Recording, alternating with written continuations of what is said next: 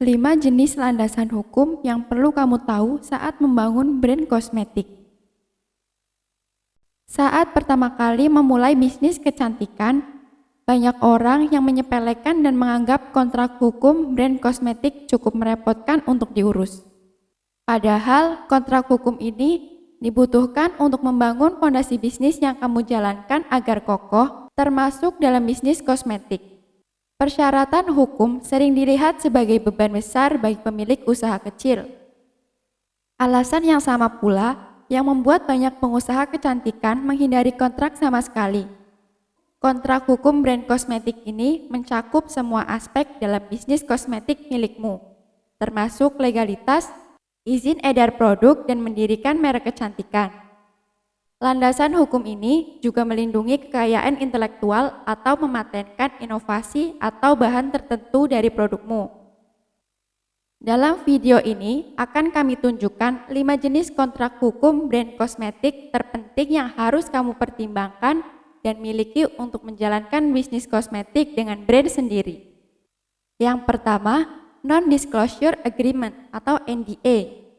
NDA atau perjanjian kerahasiaan adalah dokumen yang mengikat secara hukum yang ditandatangani antara dua pihak yang menjaga kerahasiaan informasi antara kedua pihak tersebut.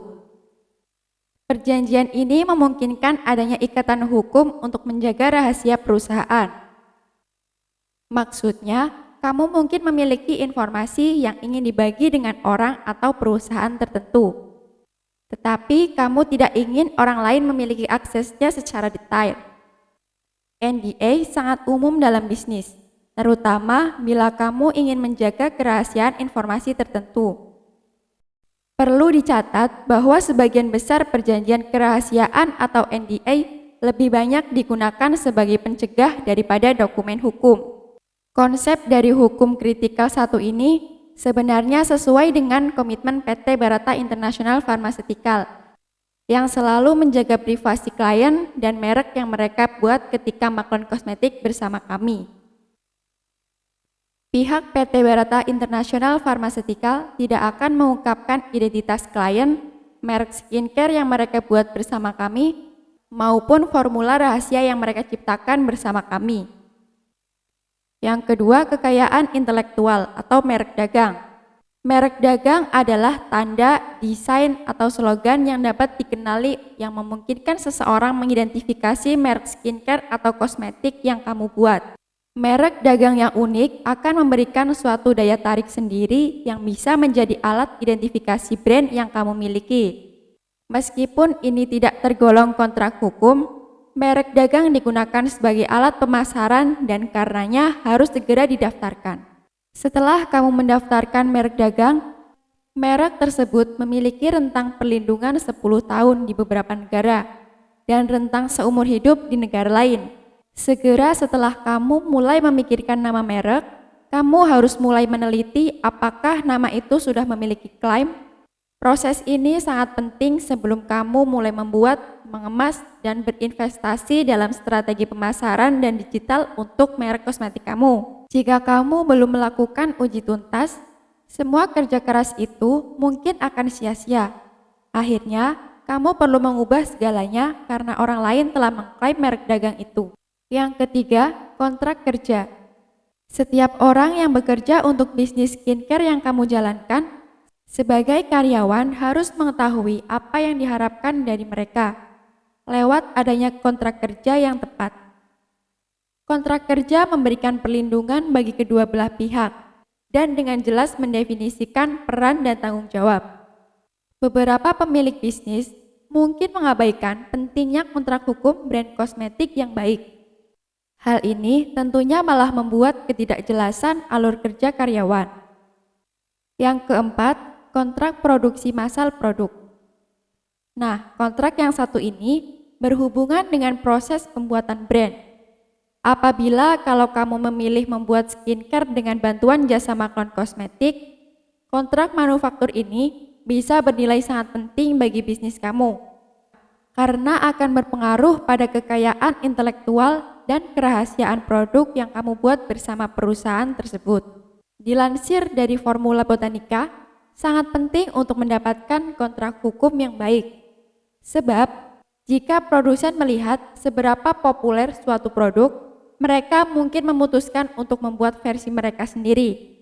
Sementara, jika angka penjualan meningkat dan kamu tidak memiliki kontrak jelas dengan perusahaan manufaktur, maka kamu tidak bisa menghentikan pihak manufaktur untuk membuat produk serupa. Kemudian, menginovasinya dan membuatnya sebagai merek kosmetik lain yang berbeda. PT Barata International Pharmaceutical memiliki integritas untuk selalu menjaga kerahasiaan bisnis dan brand kosmetik kamu. Kami tidak akan sembarangan membocorkan formula atau identitas bisnis kamu demi kepentingan pribadi. Yang kelima, perjanjian pendiri bersama. Ketika kamu mulai membangun bisnis brand kecantikan, kamu harus memutuskan apakah ingin mendirikannya secara pribadi ataukah dengan mitra bisnis. Tidak menutup kemungkinan banyak dari kita yang terjebak dengan kesenangan untuk memulai usaha baru dan akhirnya lalai dalam membuat perjanjian hukum dengan rekan bisnis tersebut. Padahal, perjanjian ini sangat penting untuk melindungimu dan rekan bisnis. Jika saja hubungan di antara mitra tidak berjalan baik, ataupun jika salah satu dari kalian ingin mengembangkan bisnis bersama investor. Sebenarnya, untuk menjalankan bisnis kecantikan ke ranah yang lebih besar, akan banyak sekali aturan yang perlu kamu pertimbangkan dan kontrak hukum yang harus dipenuhi. Meski begitu, setidaknya 5 landasan kontrak hukum brand kecantikan ini sangat diperlukan dan menjadi dasar ketika kamu mendirikan bisnis tersebut.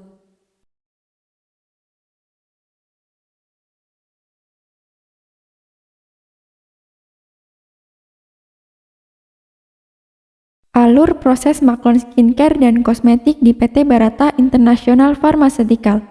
Bagaimana sih alur supaya bisa memiliki produk kosmetik atau skincare sendiri dengan cara Maklon?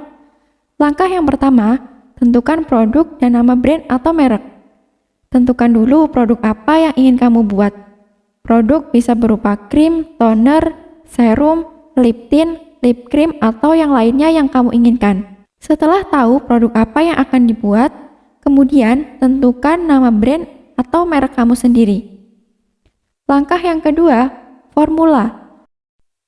Setelah produk dan nama brand sudah ditentukan, selanjutnya tim PT Barata International Pharmaceutical dan kamu akan melakukan diskusi dan menyepakati mengenai formulasi apa yang akan digunakan pada produknya. Kamu bisa menggunakan formula kamu sendiri atau formula dari apoteker kami. Bisa juga disamakan seperti produk yang sudah ada di pasar seperti MS Glow, Scarlett, Wardah, atau yang lainnya. Langkah yang ketiga, pembuatan sampel.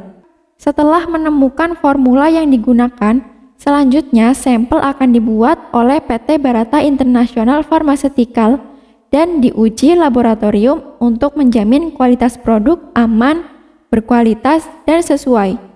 Langkah yang keempat, kemasan. Sambil menunggu sampelnya sesuai, kamu dan tim PT Barata International Pharmaceutical memilih kemasan yang sesuai. Apakah akan menggunakan botol atau kemasan yang lainnya? Langkah yang kelima, perizinan BPOM. Setelah sampel lolos uji laboratorium, kemudian dilakukan registrasi izin edar di BPOM oleh tim PT Barata International Pharmaceutical. Proses pengurusan izin edar biasanya 2-3 bulan. Langkah yang keenam, produksi. Setelah izin edar keluar, kemudian akan dilakukan produksi di pabrik PT Barata International Pharmaceutical. Langkah yang ketujuh, produk siap dikirim. Apabila produk selesai diproduksi, produk dengan merek kamu sendiri siap dikirim ke alamatmu dan siap dijual dengan harga yang kamu tentukan sendiri. Langkah yang kedelapan, konsultasi. PT Barata International Pharmaceutical menyediakan mentor untuk kalian yang bingung bagaimana cara berjualan. Kamu akan dikasih tahu cara membangun kerajaan reseller. Itulah alur proses Maklon Skincare dan kosmetik di PT Barata International Pharmaceutical.